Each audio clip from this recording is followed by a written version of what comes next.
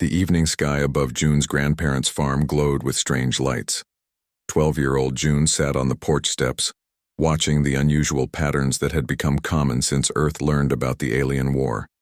His grandparents were inside, preparing dinner, leaving June alone with his thoughts in the cooling summer air. A bright flash lit up the cornfield, followed by a boom that shook the ground. June jumped to his feet, heart racing. That was no regular alien flyby. Something had crashed. Without thinking twice, June grabbed his flashlight and the first aid kit he always kept nearby, a habit from his scout training. His grandfather had taught him that being prepared was half the battle in any emergency. "I'll be right back," he called through the screen door before racing toward the smoke rising between the tall cornstalks. The path through the field was familiar to June, who spent most days helping tend the crops. The smell hit him first, like burnt metal and something strange he couldn't name. Then he saw it. A small scout ship, its hull smoking and partially buried in the soft earth. But what made June stop in his tracks was the figure lying beside the wreckage. It was huge, easily 8 feet tall, and covered in dark armor that reflected the flashlight beam in purple-black waves.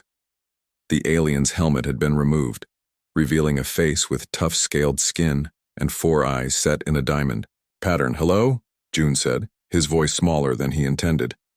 The alien warrior jerked upright, then groaned in pain. Purple fluid leaked from cracks in its armor. One of its 4 eyes fixed on June while the others darted around, assessing threats. "I'm June," he said, stepping closer despite his racing heart. "You're hurt." The alien made a series of clicking sounds. A small device on its chest armor glowed, then translated in a mechanical voice. "Stay back, human child. I am Tyke of the Noro fleet. This area is dangerous." Instead of running, June set down his flashlight and opened his first aid kit. "My grandma says nobody thinks straight when they're hurt or hungry. Let me help you." Tyke seemed confused by the offer. "You should fear me. Why? You're injured and crashed in our cornfield. That doesn't seem very scary to me." June pulled out antiseptic wipes and bandages. "I don't know if these will work on you, but it's better than nothing."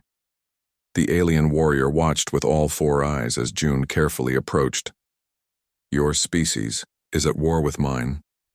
"No, we're not," June corrected. "Your species is at war with the Maquis. We're just caught in the middle.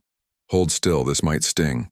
Remarkably, the giant alien followed the small human's instructions, flinching only slightly as June cleaned the purple fluid from a cut on its arm.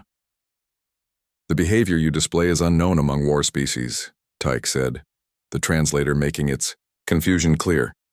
"It's called helping," June explained as he wrapped a bandage around the alien's massive arm. "Humans do it all the time. Well, most humans anyway." The sky darkened as June worked, treating the wounds he could reach.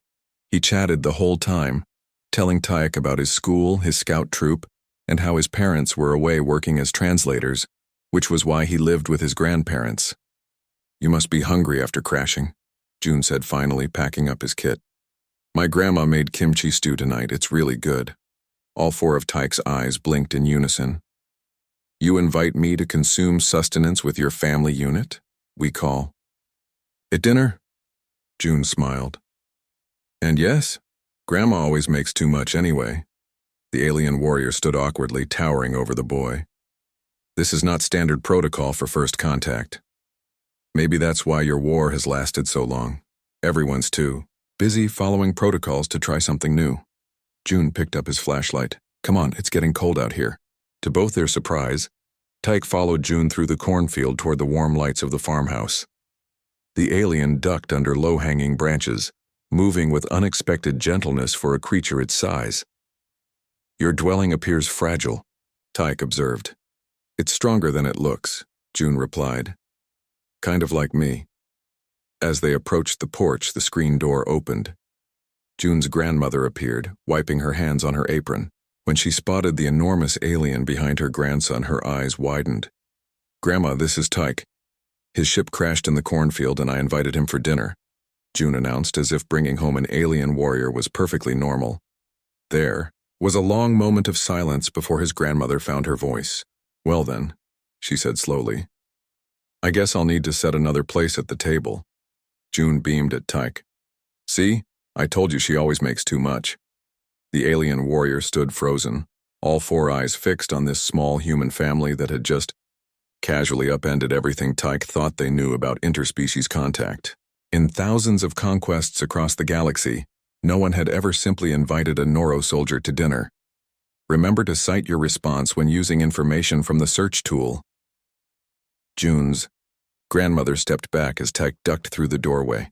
The alien warrior had to bend almost double to enter the small farmhouse. Grandpa Jin looked up from his newspaper, adjusted his glasses, and stared at the 8-foot purple-scaled visitor. June, you didn't tell us we were having company, he said calmly, though his knuckles were white against the newspaper. His ship crashed in our cornfield, June explained. He's hurt and hungry. Grandma Han wrung her hands on her apron. Well, I suppose we can't turn away someone in need. Her voice shook slightly, but she straightened her shoulders. Even if they are from outer space. Tyke's translator clicked. Your dwelling is primitive, but comfortable.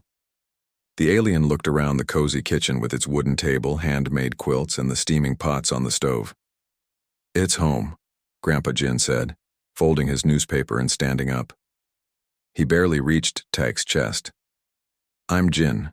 This is my wife, Han. I see you've met our grandson. Tyke made a formal gesture, pressing a fist to his chest. I am Scout Commander Tyke of the 3rd Noro Fleet. Your offspring treated my injuries without fear. June has always had more courage than sense, Grandma Han muttered, but a small smile crossed her face. Sit down if you can. Dinner is ready. The wooden chair creaked under Tyke's weight. The alien sat stiffly, watching as the family moved around the kitchen. June set the table while his grandmother stirred a large pot of kimchi stew. Here. June placed chopsticks in front of Tyke. We eat with these. The alien picked up the thin wooden sticks with massive 3-fingered hands, clearly confused.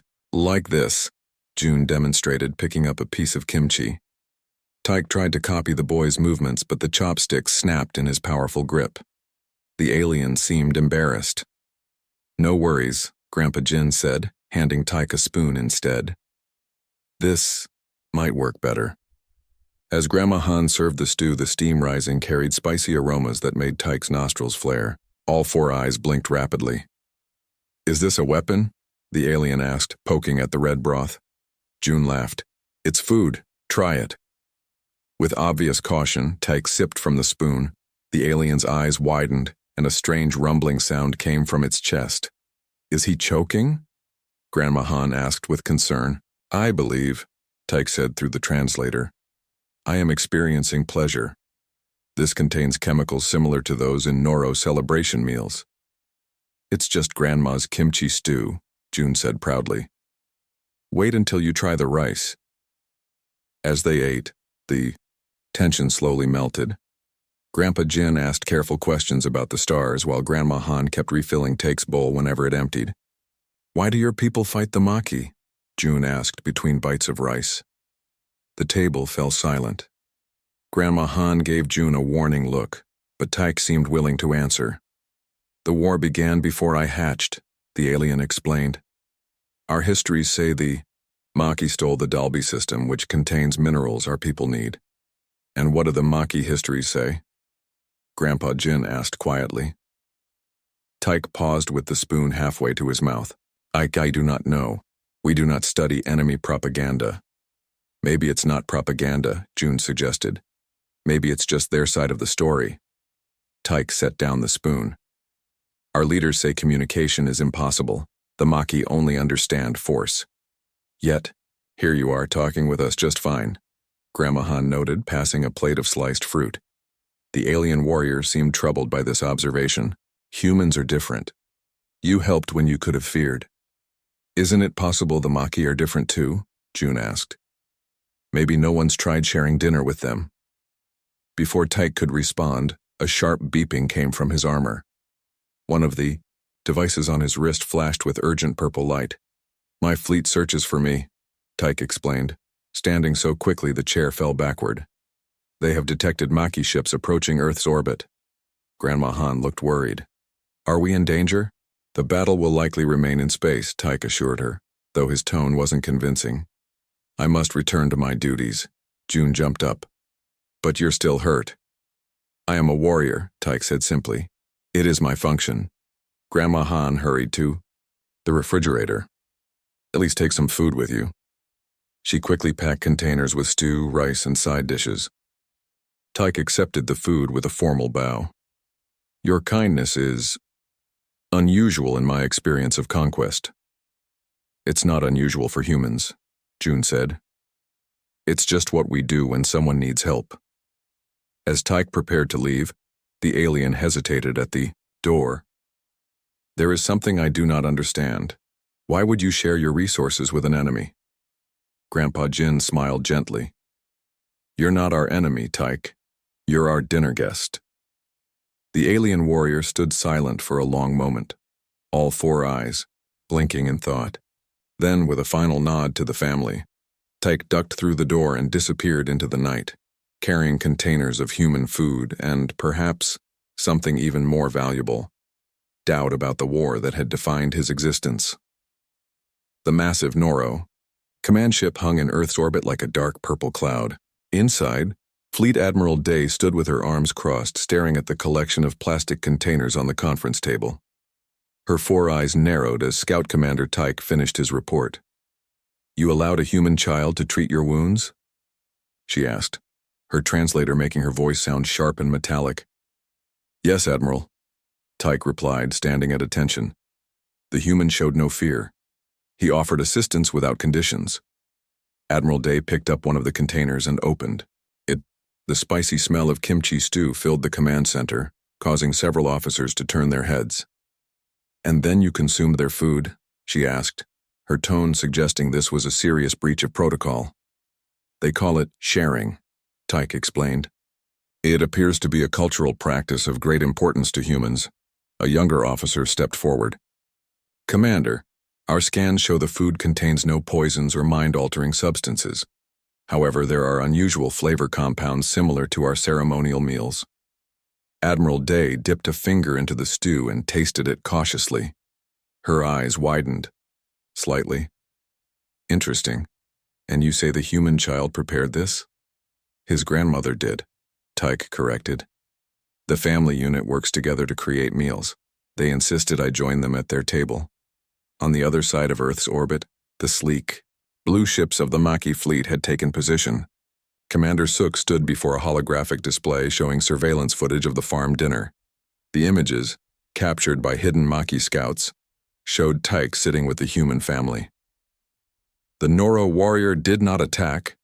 Asked one of Sook's lieutenants, in disbelief. No, Sook replied, her 6 fingers tapping thoughtfully against her chin. The human child approached without weapons and offered assistance. Most unusual. The lieutenant shook his head. Humans are unpredictable. This could be a trick. Perhaps, Sook mused. Or perhaps there is something here we do not understand. Both fleets maintained their positions, weapons charged, but holding fire as they processed this unexpected development. The usual immediate attack had been delayed as commanders on both sides reviewed the strange reports from Earth's surface. Meanwhile, on the farm, June sat at his desk with a small radio transmitter his grandfather had helped him set up. The old ham radio had been in the attic for years, but Grandpa Jin had been a communications specialist in his youth. Do you really think they'll hear you? Grandma Han asked, bringing June a glass of milk and cookies. Tyke said their ships can detect all radio signals, June replied. I have to try. Those lights in the sky keep getting brighter. I think they're preparing to fight. June cleared his throat and pressed the transmission button. Hello, space people. This is June from Earth. I'd like to invite both Noro and Maki representatives to dinner tomorrow. My grandma's making extra helpings. No weapons allowed at the table, over. Grandma Han shook her head. Inviting aliens to dinner. What will the neighbors think? Probably that we're crazy, June grinned. But isn't it worth trying? Tyke wasn't scary once we got to know him. Aboard the Noro command ship, a communications officer turned to Admiral Day. We're receiving a transmission from the surface directed at both our fleet and the Maki. Play it, Day ordered. The simple invitation echoed through the command center, The officers exchanged confused glances. "It's the human child," Tyke said, stepping forward. "The one who helped me." Admiral Day tapped her claws against her armor. "This is highly irregular. We should ignore this civilian interference and proceed with our battle plans." "With respect, Admiral," Tyke said carefully, "the humans have shown unexpected wisdom. They treated an alien warrior as a guest, not as a threat. Perhaps there is strategic value in understanding this approach. On the Maquis flagship, Commander Sook listened to the same transmission with growing curiosity. Her science officer approached with a report. "We've analyzed the farm location," the officer said. "It appears the humans are preparing for a gathering. They are arranging tables in the field and cooking large quantities of food." "They actually expect us to accept this invitation?" Sook wondered aloud. "The Noro Scout already participated in one such gathering," her lieutenant pointed out. "If they gain further human cooperation, and we do not," Sook nodded slowly. "A strategic disadvantage." Back on Earth, government officials had detected June's transmission and were scrambling response teams. "We need to shut this down immediately," said one military commander at the hastily assembled crisis meeting. "The boy is interfering with international alien contact protocols. If we move in with troops, we might trigger the very battle we're trying to prevent," another official argued. "These aliens have planet-destroying capabilities." Above them, the standoff continued. Neither fleet advanced or retreated. Then, something unprecedented happened. Both the Noro and Maquis ships adjusted their positions, moving to maintain distance from each other while stabilizing their orbits around Earth. In the farm's kitchen, June helped his grandmother prepare enormous quantities of food. "Do you think they'll come?"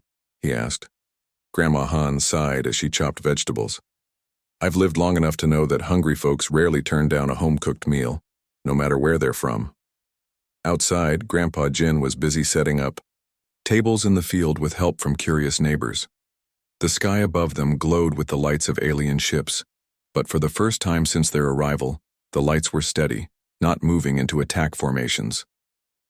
"You know," Grandpa Jin said to no one in particular as he unfolded another table, "in all my years, I never thought world peace might start with my grandson's dinner invitation." The dinner table summit, in the cozy kitchen of the Wilson family. Home, the aroma of pot roast filled the air. Mrs. Wilson had prepared a special meal for an important family meeting. Tonight they would try to solve the long-running feud between Grandpa Joe and Uncle Frank. The two men hadn't spoken in 15 years. Their fight began over a small piece of land that both claimed to own. Over time, their anger grew bigger than the actual problem. "Everyone, please sit down," said Mrs. Wilson, placing the last dish on the table. The family members took their seats, with Grandpa Joe and Uncle Frank sitting at opposite ends of the table. The tension was thick as they avoided looking at each other. Mrs. Wilson's son, Tom, spoke first. "We're all here because we love both of you. This fight has gone on too long." Grandpa Joe grunted and stabbed at his potatoes. Uncle Frank stared at his plate. Tom's wife, Sarah, tried next. "Think about the grandchildren. They barely know both of you together." Little Emma, only 8 years old, suddenly stood up on her chair. "I made something," she announced. From her pocket, she pulled out a folded paper. It was a drawing of Grandpa Joe and Uncle Frank fishing together, smiling. "Mom told me you used to be best friends," Emma said. "I want to see that." The two old men looked at the drawing, then at Emma's hopeful face. Uncle Frank cleared his throat. "The fish in that pond were always too small anyway. Except for that big bass I caught in '85, Grandpa Joe said quietly. "That wasn't so big," Uncle Frank replied, but there was a hint of a smile. Mrs. Wilson quickly served dessert, a peach cobbler that both men loved. As they ate, the conversation slowly warmed up. "Remember when we built that treehouse?" "Uncle," Frank asked suddenly. Grandpa Joe nodded. "Took us 3 summers. And it fell down after one big storm," they said almost together, and then both laughed. The rest of the family exchanged hopeful glances. The ice was breaking. By the end of the meal, the two men were sitting closer, looking at old photos that Sarah had thoughtfully placed on the table. About that land, Grandpa Joe said finally. Maybe we could plant something there together. For the kids. Uncle Frank nodded slowly. A garden, perhaps, or some fruit trees. As the evening ended, they didn't hug or make big promises. But when they said goodbye, they shook hands. It was a small gesture, but after 15 years, it felt like a miracle. The family watched them walk out together, talking quietly about what seeds to plant in the spring. Sometimes, Mrs. Wilson said softly to her children, the biggest problems need the simplest solutions: good food, family, and a little push from someone who sees things clearly. She looked at Emma, who was beaming with pride. The dinner table. Summit had worked. The feud wasn't completely over, but healing had begun. And it all started with a family meal and a child's drawing. The strange ship landed in a quiet field outside the small town of Millfield. It made no sound as it touched the ground, just a soft glow that lit up the night sky. By morning, everyone in town knew something big had happened. Sarah Chen was picking tomatoes in her garden when she first spotted the visitors. They didn't look like aliens from movies. They were tall, with skin that changed colors like the sky at sunset. They walked with a gentle grace that made them seem almost like they were floating. The town mayor called an emergency meeting. People were scared. Some wanted to call the army, others wanted to run away. We need someone to talk to them, the mayor said. Someone smart and calm. All eyes turned to Sarah. She was just a high school science teacher, but everyone respected her. She knew how to explain hard things in simple ways, and she never lost her cool, not even when the chemistry lab caught fire last year. Me? Sarah asked, surprised. I'm not special. You're exactly who we need, said old Mr. Jenkins, who never said nice things about anyone. You understand things and you listen. The next morning, Sarah walked alone to the field where the ship waited. Her heart beat fast, but her steps were steady. The aliens watched her approach. One stepped forward. For a moment, they just looked at each other. Then Sarah did something simple. She smiled and waved. The alien's skin rippled with blue and gold colors. It copied her wave. Hello, Sarah said. My name is Sarah. Welcome to Earth. The alien made soft musical sounds. Then to everyone's shock, it spoke in clear English. We have been learning your languages. I am Zor. We come in peace. Over the next days, Sarah met with Zor for hours. She learned they came from a planet with 3 suns. Their world was dying from too much heat. They had searched for years for a new home. We do not wish to take your world, Zor explained. We seek only to share knowledge, to help each other. Sarah brought books, music, and food. Zor shared star maps and stories of other worlds. The alien was fascinated by rain and cats and ice. News teams came from everywhere. Government officials arrived in black cars. But Sarah remained the main person who talked with the visitors. One evening, Zor showed Sarah a small device. This can clean your oceans of plastic, the alien said. It is a small gift. Why are you really here? Sarah finally asked the question everyone wanted to know. Zor's skin turned a deep purple. Our studies show Earth faces great dangers: climate change, resource wars. We have lived through this. We nearly destroyed ourselves.